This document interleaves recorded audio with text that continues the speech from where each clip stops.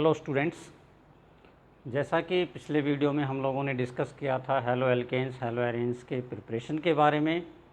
आज के इस वीडियो में हम डिस्कस करेंगे हेलो एल्केन्स और हेलो एरेन्स की प्रॉपर्टीज़ के बारे में। कुछ फिजिकल प्रॉपर्टीज़ और कुछ केमिकल प्रॉपर्टीज़ का स्टडी करते हैं, डिस्कस करते हैं।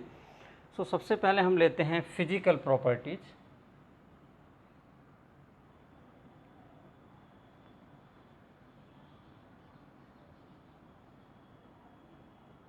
फिजिकल प्रॉपर्टीज़ में सबसे पहले हम चीज़ ले लेते हैं इसकी फिजिकल स्टेट क्या है।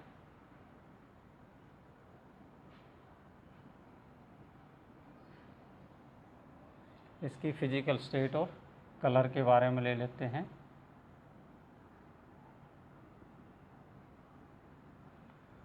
अगर हम फिजिकल स्टेट की बात करते हैं तो हेलो एल्केन्स के अंदर जो लोअर मेंबर्स हैं, पर्टिकुलरली जो मीथेन के डेरिवेटिव्स हैं, यानी कि methyl chloride, methyl bromide, methyl iodide, ये जो मेंबर्स हैं, लोअर मेंबर्स हैं, these are found in the gaseous state and these are colourless gases. ये अधिकतर जो है वो कलरलेस गैसेस हैं।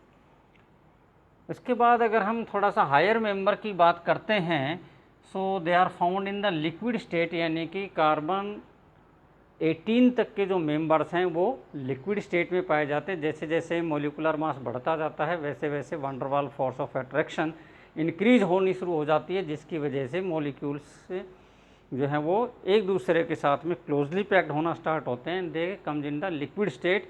इसलिए इनके जो हायर मेंबर्स हैं, यानी कि अप टू 18 हैं, यानी कि हम ये समझ लें कि 3-4 से लेकर के 18 तक जो हैं वो मेंबर्स वो फिर हमें लिक्विड स्टेट में मिलते हैं। और उससे ऊपर के जो मेंबर हैं, मोर देन 18 कार्बन वाले जो मेंबर्स हैं, they are found in the solid state. Mostly they are colourless, but if they are kept for long, particularly जो ब्रोमाइड्स और आयोडाइड्स हैं, हायर ब्रोमाइड और आयोडाइड हैं जो पर्टिकुलरली सॉलिड स्टेट्स में हैं, if they are kept for long, अगर लंबे समय तक उनको हम रखते हैं तो होता क्या है कि वो एक्सपोज हो जाते हैं। तो एक्सपोजर की वजह से जो बॉन्ड्स हैं उनका ब्रेक डाउन होता है, और आयोडीन या ब्रोमीन की लिब्रेशन की वजह से उनके अंदर कुछ कलर डेवलप हो जाते हैं। जैसा कि हम जानते हैं ब्रोमीन जो है वो ऑरेंज कलर प्रोड्यूस करता है और इससे आयोडीन जो है वो वायलेट कलर प्रोड्यूस है, इसलिए उनके अंदर थोड़ा सा हल्का सा कलर उत्पन्न हो जाता है। This is about the physical state and colour. दूसरा हम ले लेते हैं इनका बॉइलिंग पॉइंट के बारे में बात करते हैं। बॉइलिंग पॉइंट, जैसा कि हमने पिछले वीडियो में डिस्कस किया था कि यहाँ पर जो कार्बन और हैलोजन के बीच में जो बॉन्ड हैं, यहाँ पर हैलोजन मोर इलेक्ट्रोनेगेटिव होने की वजह से इसके ऊपर स्लाइटली नेगेटिव चार्ज है, और जो कार्बन है क्योंकि इसकी इलेक्ट्रोनेगेटिविटी कम है तो इसके ऊपर कौन सा चार्ज होगा? पॉजिटिव चार्ज होगा, स्लाइटली पॉजिटिव चार्ज होगा। नाउ इसकी वजह से यहाँ पर क्या है, एक डाईपोल है, इट हैज़ डाईपोल मोमेंट, एक नेट डाईपोल मोमेंट मिलता है, जिसके बारे में हमने पीछे डिस्कस किया था कि जो क्लोराइड्स हैं उनका डाईपोल मोमेंट सबसे ज़्यादा है, यानी कि हैलाइड्स के अंदर हम देखें तो क्लोराइड्स का, और बाकी उसके बाद में फ्लोराइड, फिर ब्रोमाइड, फिर आयोडाइड का है। क्योंकि जो डाईपोल मोमेंट है वो डिपेंड करता है इंटेंसिटी ऑफ चार्ज पर, यानी कि mu is equal to q into d, यानी कि चार्ज सेपरेशन कितना हुआ है और व्हाट इज़ द डिस्टेंस, यानी कि बॉन्ड लेंथ कितनी, उसके ऊपर डिपेंड करता है। इसकी वजह से इसके बारे में हम ऑलरेडी डिस्कस कर चुके हैं। अब क्योंकि एक पोलर मॉलिक्यूल है तो डाईपोल मोमेंट है, तो इसका मतलब यहाँ पर जो फोर्स ऑफ अट्रैक्शन होगा वो वैन डर वाल्स फोर्स तो होगा ही होगा। यहाँ पे एक तो कौन सा फोर्स होगा हमारे यहाँ पर, वैन डर वाल्स फोर्सेस होंगी, और दूसरी जो फोर्स है इंटरमोलिकुलर फोर्स वो होगा dipole dipole interaction, dipole dipole interaction भी यहाँ पर मौजूद होगा। इन फोर्सेस की वजह से डाईपोल डाईपोल इंटरेक्शन और वैन डर वाल्स फोर्सेस की वजह से इनका जो बॉइलिंग पॉइंट है वो जो कॉरेस्पॉन्डिंग एल्केन है उनकी तुलना में इनका बॉइलिंग पॉइंट ज़्यादा होगा। तो एल्केन में केवल क्योंकि वैन डर वाल्स फोर्सेस ही होती, वहाँ पर कोई डाईपोल डाईपोल इंटरेक्शन नहीं होता, यहाँ पर एक एडिशनल फोर्स आ जाती है डाईपोल डाईपोल इंटरेक्शन। देयरफॉर यहाँ पर हम क्या लिख सकते हैं, they have higher boiling point than corresponding alkane, यानी कि अगर हम अप्रॉक्सीमेटली सेम मोलिकुलर मास का एल्केन लेते हैं और एल्काइल हैलाइड लेते हैं तो एल्काइल हैलाइड का बॉइलिंग पॉइंट जो है वो एल्केन की तुलना में ज़्यादा मिलेगा। तो इस बात को हम ध्यान में रखें, पहली चीज़। अब कुछ एक चीज़ें और हैं यहाँ पे जो हम डिस्कस कर सकते हैं। दूसरी चीज़ हम क्या देखते हैं, अब अगर हम यहाँ पर देखते हैं RCl, RBr और RI, इनकी अगर अंदर देखें, मीन्स अगर अल्काइल ग्रुप सेम हो, ये वाला जो ग्रुप है अगर तीनों में सेम हो तो जो बॉइलिंग पॉइंट है वो क्या होगा। तो यहाँ पर क्योंकि यहाँ पर वांडरवाल फोर्सेस जो है वो मेजर रोल प्ले करते हैं और वांडरवाल फोर्स डिपेंड करता है साइज के ऊपर डिपेंड करता है और मास पे डिपेंड करता है। साइज यानी कि surface area. So greater is the surface area, more is the van der Waals forces of attraction, यानी कि stronger is the van der Waals forces. तो यहाँ पर क्योंकि द लार्ज साइज है आयोडीन का as compare to the bromide और क्लोराइड, इसलिए जो बॉइलिंग पॉइंट का जो सीक्वेंस होगा, if the alkyl group is same, ध्यान रखना है एल्काइल ग्रुप क्या होना चाहिए, सेम होना चाहिए। अगर सभी में मिथाइल है या सभी में इथाइल है तो ऐसी कंडीशन में जो आयोडाइड्स हैं उनका जो है वो ज़्यादा होगा, यानी कि इनका जो सीक्वेंस है वो ये हो गया RCl, यानी कि क्लोराइड जो है एल्काइल, क्लोराइड उसका कम होगा, देन एल्काइल ब्रोमाइड का एल्काइल आयोडाइड से कम रहेगा। तो ये सीक्वेंस हमें यहाँ पे मिलता है अगर सेम एल्काइल ग्रुप प्रेजेंट हैं एल्काइल हैलाइड के अंदर उन कंडीशंस में। अब तीसरी एक इसमें बात हम कर सकते हैं आइसोमेरिक आइसोमेरिक एल्काइल हैलाइड्स में। अगर हम आइसोमेरिक एल्काइल हैलाइड की बात करते हैं, एक एग्जांपल ले लेते हैं हम यहाँ पे CH3 CH2 CH2 CH2 Cl, suppose करिए ये ले लिया तो ये क्या बन गया N क्लोरोब्यूटेन। दूसरा ले लेते हैं हम CH3 CH2 CHCl, सॉरी इसको हम ऐसे कर देते हैं, यहाँ पर इसको ले लेते हैं CH3 CH2Cl। तीसरा हम क्या करते हैं CH3 C CH3 CH3Cl। सो अगर इस प्रकार से हम लेते हैं तो यहाँ पर जो सरफेस एरिया होगा क्योंकि मैक्सिमम होगा, यहाँ पर उससे थोड़ा सा कम होगा, यहाँ पे सबसे कम होगा। So mean greater is the branching laser will be the boiling point. इसका मतलब यहाँ पर इसका सबसे ज़्यादा होगा और इसका जो है वो इससे ज़्यादा रहेगा। मीन्स प्राइमरी का सबसे ज़्यादा, सेकेंडरी उससे कम और टर्सरी उससे भी कम होगा। तो ये सीक्वेंस होगा हमारा अगर हम आइसोमेरिक एल्काइल हैलाइड्स की बात करते हैं उस समय। तो this is about the boiling point. Next let us take the solubility. तीसरा पॉइंट हम डिस्कस करते हैं यहाँ पे सोल्यूबिलिटी को।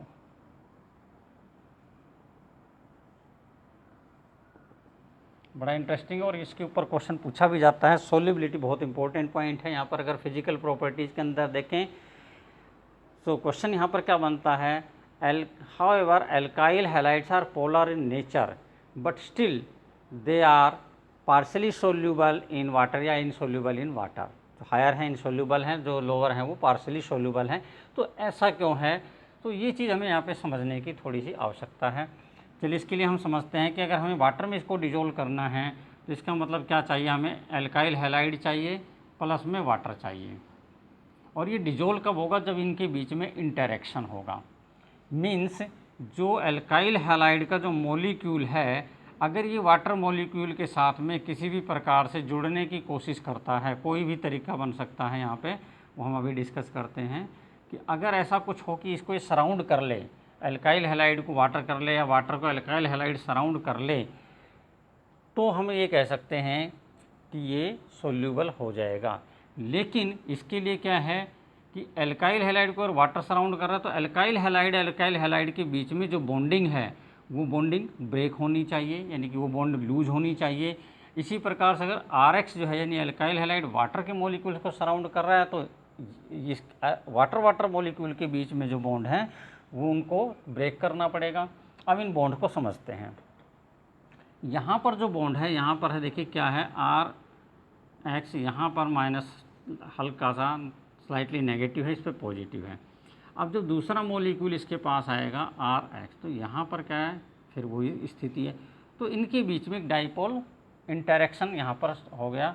ये हो गया हमारे पास dipole interaction, dipole dipole interaction यहाँ पर वर्क कर रहा है। अगर हम वाटर मॉलिक्यूल के अंदर बात करते हैं तो वाटर मॉलिक्यूल के अंदर क्या है, यहाँ पर हाइड्रोजन बॉन्डिंग प्रेजेंट है, एच ओ एच। फिर इसी प्रकार से दूसरा जो वाटर मॉलिक्यूल है उसके बीच में, फिर इसी प्रकार से तीसरे के बीच में, इस प्रकार से यहाँ पर हाइड्रोजन बॉन्डिंग प्रेजेंट है। ये यहाँ पर है हाइड्रोजन बॉन्ड। इसका मतलब ये है कि इनको डिजोल्व करने के लिए ये हाइड्रोजन बॉन्ड ब्रेक होने चाहिए। जब ये हाइड्रोजन बॉन्ड ब्रेक होगा तभी ये इस मॉलिक्यूल को सराउंड कर पाएगा। अब अगर ये बॉन्ड ब्रेक होता है तो hydrogen bonds are stronger than the dipole dipole interaction. इसका मतलब यहाँ पर हमें ज़्यादा एनर्जी की ज़रूरत पड़ेगी तोड़ने के लिए। और जब ये टूटेगा तो क्या बनेगा, आर एक्स, इनकी जो पोलैरिटी है, और यहाँ पर जो एच ओ एच, यहाँ पर भी थोड़ी सी पोलैरिटी जो प्रेजेंट है, इसकी वजह से यहाँ पर बनेगा। तो ये जो एनर्जी निकलेगी वो एनर्जी इतनी ज़्यादा नहीं होगी कि जो इसको कंपनसेट कर सके, हाइड्रोजन बॉन्ड को कंपनसेट करें। सो एनर्जी जो रिलीज होगी वो कम होगी। जो एनर्जी खर्च होगी इन बॉन्ड्स को तोड़ने में, एक तो ये बॉन्ड टूटेगा, दूसरा यहाँ पर ये बॉन्ड भी टूटेगा, डाइपोल डाइपोल इंटरेक्शन। सो जो एनर्जी निकलेगी वो इतनी नहीं होगी कि भाई दो, मान लीजिए कि एक बॉन्ड ये टूटा, एक बॉन्ड ये टूटा, तो दो बॉन्ड नए बनेंगे, एक इसका मॉलिक्यूल, एक इसका, एक ये और दूसरा ये, दो बॉन्ड बनेंगे। तो ये एनर्जी यहाँ पर रिलीज हुई है और ये एनर्जी जो है वो खर्च हुई है। सो जो एनर्जी यहाँ पर खर्च की जा रही है वो ज़्यादा होगी, एनर्जी जो रिलीज हो रही है वो कम होगी।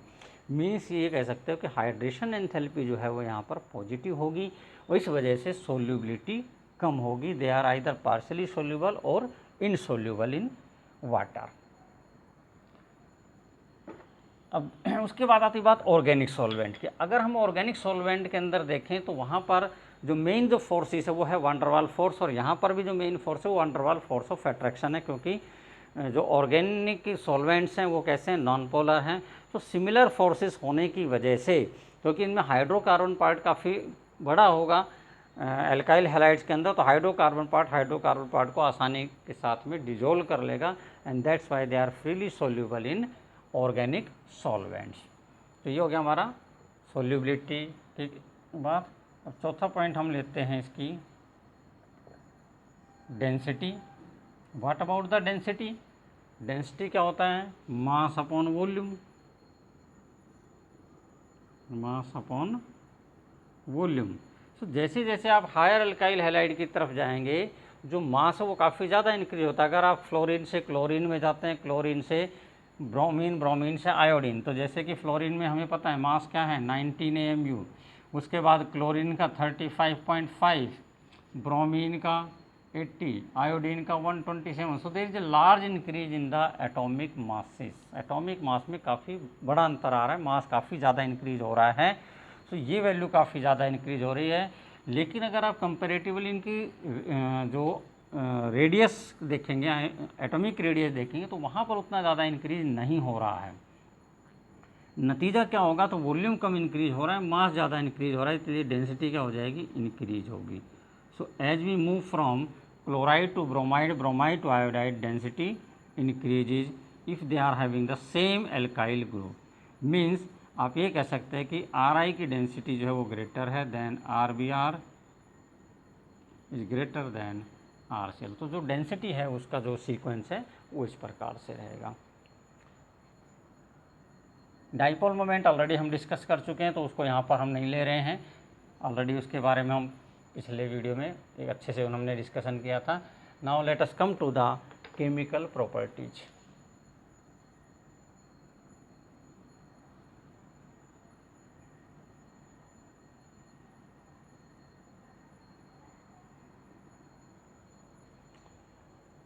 सो अब यहाँ पर हमें केमिकल प्रॉपर्टीज़ लेनी है। तो केमिकल प्रॉपर्टीज़ के लिए जो CX बॉन्ड का नेचर है उसको समझने की ज़रूरत है, जिसको हम पहले ही डिस्कस कर चुके हैं और अभी हमने किया है कि यहाँ पर कार्बन और हैलोजन के बीच में जो बॉन्ड है ये बॉन्ड कैसा है, पोलर है। मीन्स इसका जो रिएक्टिव पार्ट है वो ये वाला पार्ट है बेसिकली। हालांकि इसको हम फंक्शनल ग्रुप नहीं मानते, हैलोजन्स को एज ए सब्स्टिट्यूएंट लेते हैं, फिर भी जो रिएक्टिविटी है उसका एक मेन कारण ये हैलोजन एटम का प्रेजेंट होना है जिसके ऊपर पार्शियल नेगेटिव चार्ज है।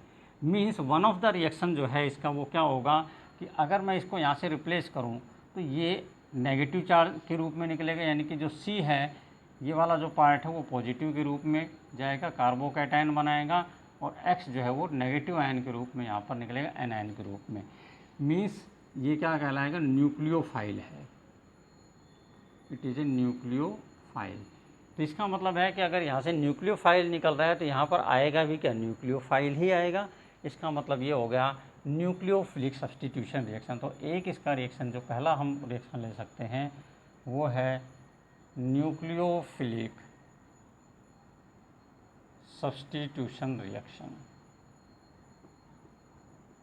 न्यूक्लियोफिलिक सब्स्टिट्यूशन रिएक्शन जो है बेस्ट रिएक्शन हमारे पास जो है वो है न्यूक्लियोफिलिक सब्स्टिट्यूशन रिएक्शन, जिसके अंदर halide ion is replaced means substituted by some strong nucleophiles. जो इफेक्टिव न्यूक्लियोफाइल्स हैं उनके द्वारा वो रिप्लेस कर दिया जाएगा। तो इसके अंदर बहुत से न्यूक्लियोफाइल्स हैं जो हैलाइड आयन्स को यहाँ से रिप्लेस कर सकते हैं। तो चलिए पहले हम देखते हैं कि अगर हमारे पास जो हैलाइड आयन्स है वो क्लोराइड, ब्रोमाइड और आयोडाइड्स हैं तो उनके केस में क्या होगा। यानी कि हम ये ले लेते हैं RF, RCl, RBr, Ri। सो जहाँ तक पोलैरिटी की बात है तो पोलैरिटी तो डाइपोल मोमेंट सबसे ज़्यादा यहाँ पर है, उसके बाद ये फर्स्ट नंबर पर है, ये सेकंड पर है, ये थर्ड पर है और ये फोर्थ पर है। इसका मतलब ये हुआ कि हमारे हिसाब से या तो रिएक्टिविटी इसकी सबसे ज़्यादा होनी चाहिए क्योंकि इसकी इलेक्ट्रोनेगेटिविटी फ्लोरीन की सबसे ज़्यादा है। सो अगर चार्ज की बात करते हैं, चार्ज डेंसिटी की बात करते हैं तो फ्लोराइड आयन जो है यानी कि एल्काइल फ्लोराइड के अंदर जो चार्ज सेपरेशन है वो सबसे ज़्यादा है। सेकंड नंबर पर RCl के बीच में है।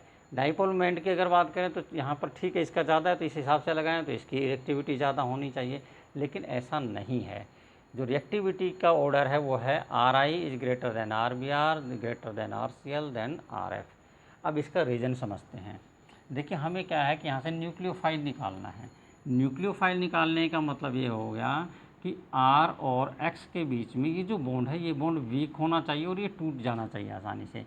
और बॉन्ड टूटने का मतलब है कि बॉन्ड कब टूटता है, जब हम उसको एनर्जी देंगे। तो भाई कौन सी एनर्जी देंगे, बॉन्ड डिसोसिएशन एनर्जी। जो एनर्जी दी जाती है उसको हम क्या कहते हैं, bond dissociation energy.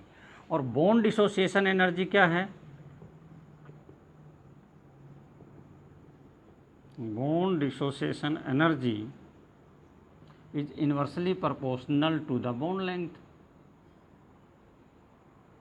Means greater is the bond length, lesser is the bond dissociation energy. So अब इनमें अगर देखें तो बॉन्ड लेंथ सबसे ज़्यादा कहाँ है, Ri के अंदर बॉन्ड लेंथ सबसे ज़्यादा है। इसका मतलब यहाँ पर जो बॉन्ड का डिसोसिएशन है वो सबसे ईजी होगा than RBr, than RCl, than RF। तो इसलिए जो रिएक्टिविटी का ऑर्डर है वो इस प्रकार से रहेगा, ये हमारा रिएक्टिविटी ऑर्डर रहेगा हैलो एल्केन्स के अंदर। मीन्स आयोडाइड जो है एक बेटर लिविंग एजेंट होगा बजाय कि फ्लोराइड या क्लोराइड के। अब हम कुछ एक रिएक्शंस लेते हैं न्यूक्लियोफिलिक सब्स्टिट्यूशन रिएक्शन में, सब्स्टिट्यूशन करके देखते हैं। पहला लेते हैं by substitution by hydroxyl group.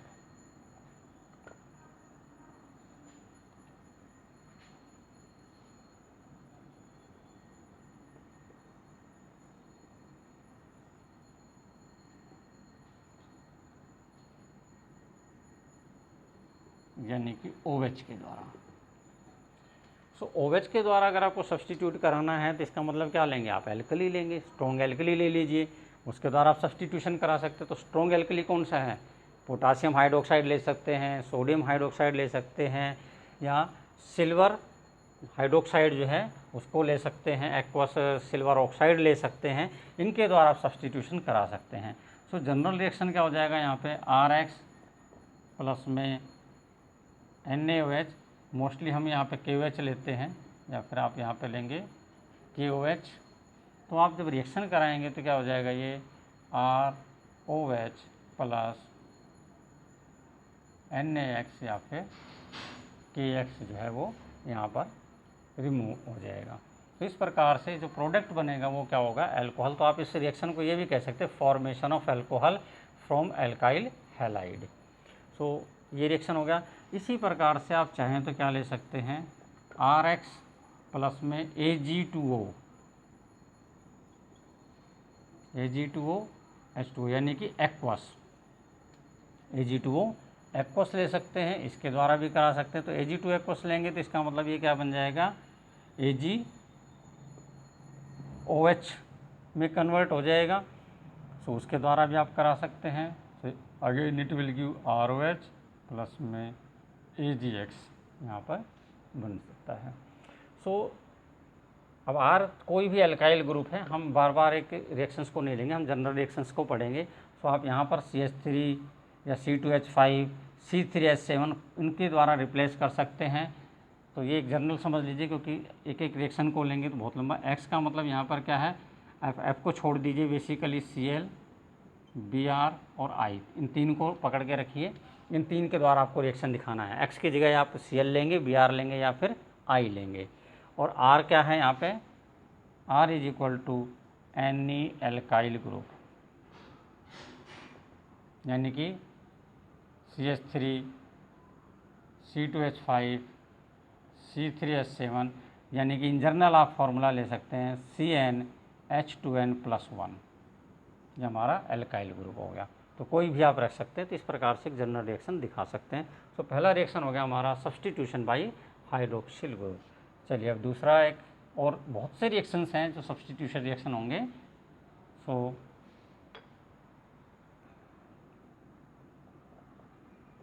दूसरा सब्स्टिट्यूशन हम करा लेते हैं, सब्स्टिट्यूशन बाई एल्कोक्सी ग्रुप।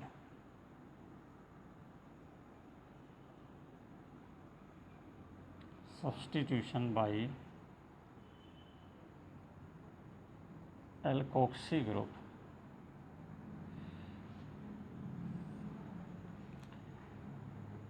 तो बेटा यहाँ पर आप लोग एक विशेष बात को ध्यान देंगे। देखिए नाम को यहाँ से इनके अंदर से ही पकड़ना है। अगर ये चीज़ आपको ध्यान में है, अच्छे से पकड़ेंगे तो दिक्कत नहीं होगी।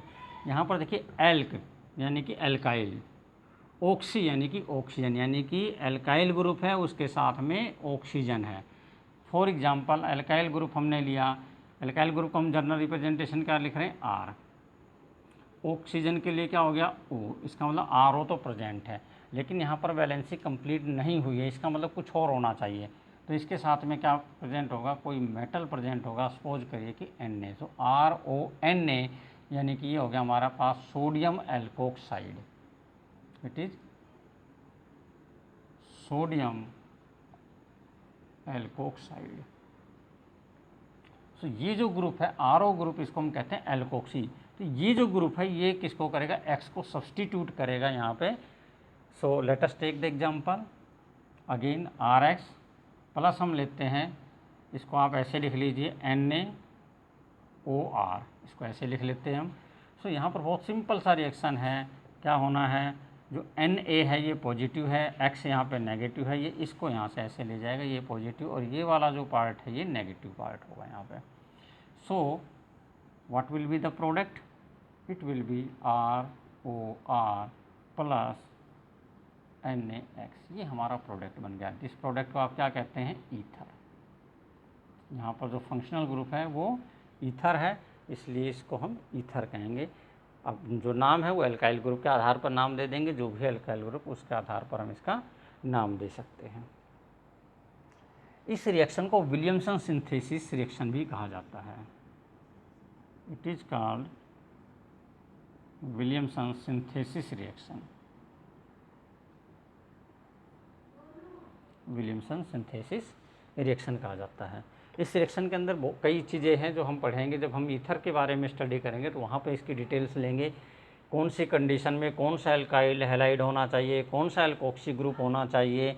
पर प्राइमरी एल्काइल हैलाइड है, सेकेंडरी है, टर्सरी है। इसी प्रकार से जो एल्कोक्सी है, प्राइमरी, सेकेंडरी, टर्सरी कौन सा है, तो कौन से प्रोडक्ट बनेंगे, क्या इसकी ड्रॉबैक्स है, वो सारी हम चीज़ें वहाँ पर लेंगे जब हम ईथर की प्रिपरेशन को स्टडी करेंगे, वहाँ पर लेंगे। तो एक हो गया हमारा एल्कोक्सी के द्वारा। इसी प्रकार से आप ले सकते हैं सब्स्टिट्यूशन बाय साइनो ग्रुप।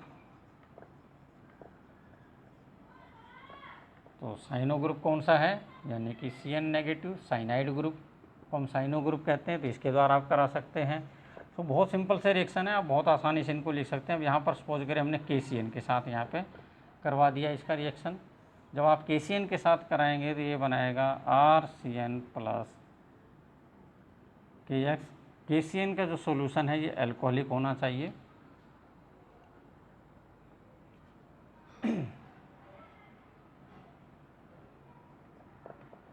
चौथा है बाई आइसोसाइनो ग्रुप या आइसोसाइनाइड ग्रुप।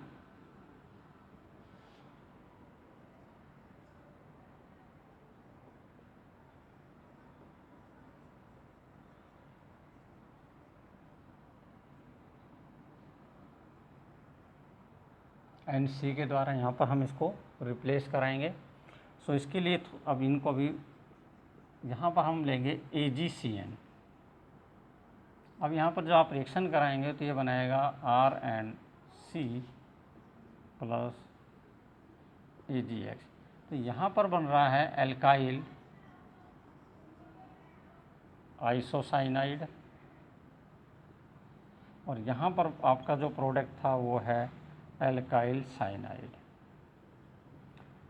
और यहाँ जब आप देखते हैं तो यहाँ पर Cn है, यहाँ भी Cn है। तो क्वेश्चन अब यहाँ पर एक क्वेश्चन बहुत इंपॉर्टेंट क्वेश्चन बनता है कि जब आप एल्काइल हैलाइड का रिएक्शन एल्कोहलिक पोटासियम साइनाइड के साथ कराते हैं तब तो एल्काइल साइनाइड बनता है, और जब सिल्वर साइनाइड के साथ कराते हैं तो एल्काइल आइसोसाइनाइड बनता है प्रोडक्ट। ऐसा क्यों होता है?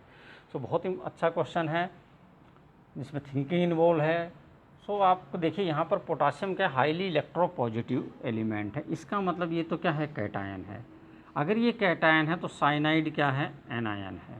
तो यहाँ पर जो कार्बन है इसके ऊपर क्या रहेगा, नेगेटिव चार्ज है, यानी अपने इलेक्ट्रॉन को कार्बन को डोनेट करके इसने बॉन्ड बनाया। यानी कि अगर मैं इसको ये दिखाऊँ तो आप इसको ऐसे दिखा सकते हैं, C triple bond N, nitrogen के पास एक लोन पेयर ऑफ इलेक्ट्रॉन है। अब इसके पास टोटल 4 इलेक्ट्रॉन थे, 3 यहाँ पे शेयर कर रखे, 1 इलेक्ट्रॉन अभी इसका बचा हुआ है, यहाँ पे टोटल 6 और 1 7 हो गए। 1 इलेक्ट्रॉन इसने पोटासियम से लिया हुआ है, जो पोटासियम ने डोनेट किया तो इस प्रकार आ गया, इसकी वजह से इस पर नेगेटिव चार्ज आ गया। अब लोन पेयर ऑफ इलेक्ट्रॉन इसके पास भी है और इसके पास भी है। अब इसका मतलब है कि जब ये टूटेगा तो यहाँ पर क्या बनेगा, कार्बोकैटायन बनेगा। अगर ये टूट जाता है तो ये बनाता R पॉजिटिव। अब R पॉजिटिव से कौन जुड़ सकता है भाई, या तो ये आकर के जुड़े अपने इलेक्ट्रॉन को डोनेट करके, या फिर ये दे। तो यहाँ पर क्योंकि कार्बन के ऊपर नेगेटिव चार्ज है और ये चाहेगा कि इसका जो चार्ज है वो न्यूट्रलाइज हो जाए, तो ये इसके साथ में आकर के अटैच हो जाएगा। सो नतीजा क्या होगा, यहाँ पर जो बॉन्ड बनेगा वो RC ट्रिपल बॉन्ड N ये बॉन्ड बनता है और ये साइनाइड बनाता है। सो यहाँ पर इसका रीज़न क्या है, it is because of the ionic nature of potassium cyanide. अब बात करते हैं AgCN की। Ag is not so highly electropositive, less electropositive element है। लेस इलेक्ट्रोपॉजिटिव है तो इसका मतलब ये आसानी से इलेक्ट्रॉन डोनेट नहीं कर रहा है, इसलिए यहाँ पर AgCN के बीच में ये जो बॉन्ड है it is of covalent nature. So covalent है तो इसका मतलब ये आयोनाइज नहीं हो रहा है। सो AgCN का जो बॉन्ड है यहाँ पर ये आयोनाइज नहीं हुआ ये बॉन्ड, तो यहाँ पर नाइट्रोजन के पास ऑलरेडी एक lone pair of electron present है। तो इसका मतलब अब अगर ये रिएक्शन होता है तो इस नाइट्रोजन को अपना इलेक्ट्रॉन डोनेट करना पड़ेगा, क्योंकि जो एल्काइल ग्रुप है वो सोर्ट ऑफ इलेक्ट्रॉन है। सो यहाँ पर RX, अगर ये इलेक्ट्रॉन इधर चला जाता तो ये अपने इलेक्ट्रॉन को इसको डोनेट कर देगा। सो नतीजा क्या हुआ कि यहाँ पर जो बॉन्ड बन रहा है वो RN ट्रिपल बॉन्ड C, इस प्रकार से बॉन्डिंग हो रही है, and that's why it gives isocyanide. तो यहाँ पर ये हमें समझने की ज़रूरत है नेचर को, यहाँ पर कोवलेंट बॉन्ड है और यहाँ पर आयनिक बॉन्ड है, और ये जो साइनाइड ग्रुप है ये एम्बिडेंट कहलाता है, इट इज़ एम्बिडेंट। एम्बीडेंट हमें पता है क्या होता है, ये मोनोडेंटेट लिगेंड्स हैं जिनके अंदर 2 डोनर एटम प्रेजेंट है, लेकिन एक टाइम में कोई एक ही इलेक्ट्रॉन को डोनेट कर सकता है। सो एम्बीडेंटेट लिगेंड होने की वजह से अगर पोटासियम साइनाइड लेते हैं यानी कि आयनिक कंपाउंड के द्वारा सब्स्टिट्यूशन कराएंगे तो साइनाइड बनेगा, कोवलेंट के द्वारा कराएंगे तो आइसोसाइनाइड बनेगा। इन द सेम वे आप नाइट्राइट और नाइट्रो कंपाउंड्स का भी प्रिपरेशन दिखा सकते हैं।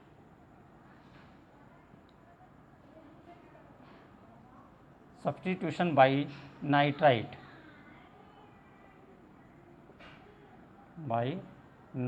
ग्रुप यानी कि O डबल बॉन्ड O इस ग्रुप के द्वारा।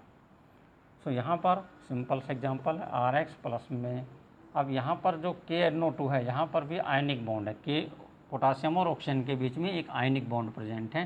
तो यहाँ पर फिर अगर ये पॉजिटिव हो जाएगा, ये इलेक्ट्रॉन यहाँ चला जाएगा शेड पेयर ऑफ इलेक्ट्रॉन और इसके ऊपर नेगेटिव चार्ज आ जाएगा, और यहाँ पर जो बॉन्डिंग होगी इसी प्रकार से ये इलेक्ट्रॉन यहाँ गया, सो ये पॉजिटिव हो गया, ये वाला नेगेटिव हो गया, सो ये इसके साथ चला गया और इसने बना दिया RON डबल बॉन्ड O यानी कि नाइट्राइट प्लस में KX।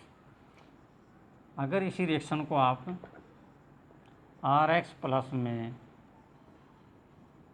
AgNO2 के साथ अगर ये रिएक्शन कराएंगे सो यहाँ पर जो बॉन्डिंग है वो फिर कोवलेंट बॉन्डिंग होगी। कोवलेंट बॉन्डिंग होने की वजह से अब जो नाइट्रोजन है इसके पास जो इलेक्ट्रॉन है उसकी वजह से ये बॉन्डिंग बनेगा और ये बनाएगा RN, इस प्रकार से बॉन्ड बनेगा यानी कि नाइट्रो एल्केन बनेगा। यहाँ पर एल्काइल नाइट्राइट बन रहा है, यहाँ पर नाइट्रो एल्केन जो है वो कंपाउंड बन रहा है। तो ये थोड़ा सा डिफरेंस है दोनों कंपाउंड में। So again the reason is same, being covalent and being ionic compound, इस प्रकार के सेपरेट प्रोडक्ट्स बनते हैं हमारे पास में। अच्छा, एक और सब्स्टिट्यूशन रिएक्शंस ले लेते हैं हम।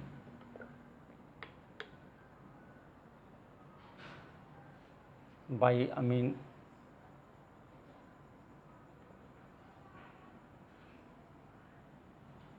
अमीनो ग्रुप यानी कि NH2। अगर आप अमोनिया के साथ रिएक्शन कराते हैं then it will give RNH2 plus में HX यानी कि यहाँ पर बनता है प्राइमरी अमीन। इस प्राइमरी अमीन जो है, अब इसका अगर RX का प्राइमरी अमीन के साथ रिएक्शन करा देते हैं, RNH2 इसके साथ रिएक्शन करा देते हैं, सपोज करें कि मैं इसको कर देता हूँ R', तो ये हो जाएगा RNH R' प्लस HX यानी कि सेकेंडरी अमीन हो जाएगा। इसी प्रकार से अगर आप सेकेंडरी अमीन इसके साथ इसका रिएक्शन कराएंगे तो टर्सरी अमीन बन जाएगा। इस रिएक्शन को कहते हैं Hofmann ammonolysis. It is called Hofmann ammonolysis reaction. तो यहाँ पर एक हॉफमैन अमोनोलिसिस रिएक्शन के द्वारा प्राइमरी, सेकेंडरी, टर्सरी अमीन या क्वेटरनरी अमोनियम साल्ट जो है वो आप प्रिपेयर कर सकते हैं हॉफमैन अमोनोलिसिस प्रोसेस के द्वारा। तो these are the some of the examples, और बहुत से हैं। आप इसको हाइड्रोसल्फाइड ग्रुप के साथ यानी कि HS नेगेटिव ग्रुप है इसके द्वारा करा सकते हैं। मरकैप्टाइल ग्रुप यानी कि SR के द्वारा भी डिस्प्लेसमेंट करा सकते हैं। RCOAG यानी कि जो कार्बोक्सिलेट ग्रुप है इसके साथ भी अगर रिप्लेस कर इसके साथ कराएंगे तो एस्टर बन जाएगा। इसके साथ कराएंगे तो क्या आ जाएगा, RSR आ जाएगा, एल्काइल थायो एल्कोहल बन जाएगा यहाँ पे। इसी प्रकार से यहाँ पर SH के साथ में आप डिस्प्लेसमेंट रिएक्शन यानी कि न्यूक्लियोफिलिक सब्स्टिट्यूशन रिएक्शन कर सकते हैं। So there are so many reactions that by which it can undergo nucleophilic substitution reaction. तो ये पहला रिएक्शन हो गया। अब जब न्यूक्लियोफिलिक सब्स्टिट्यूशन रिएक्शन है वो 2 प्रकार के होते हैं, SN1 reaction and SN2 reaction, that is nucleophilic substitution 1 यानी कि मोनो न्यूक्लियोफिलिक सब्स्टिट्यूशन रिएक्शन, और SN2 यानी कि डाई न्यूक्लियोफिलिक सब्स्टिट्यूशन रिएक्शन, यानी कि by molecular nucleophilic substitution reaction SN2 को कहते हैं, और मोनो न्यूक्लियोफिलिक सब्स्टिट्यूशन रिएक्शन। तो दो प्रकार के यहाँ पर रिएक्शंस हैं, यानी कि SN1 एंड SN2। सो अपने नेक्स्ट वीडियो में हम इनके बारे में स्टडी करेंगे, SN1 और SN2 रिएक्शन क्या हैं, और कुछ एक और जो केमिकल प्रॉपर्टीज़ हैं, केमिकल रिएक्शंस हैं हेलो एल्केन और हेलो एरीन्स के, उनके बारे में स्टडी करेंगे। Thank you.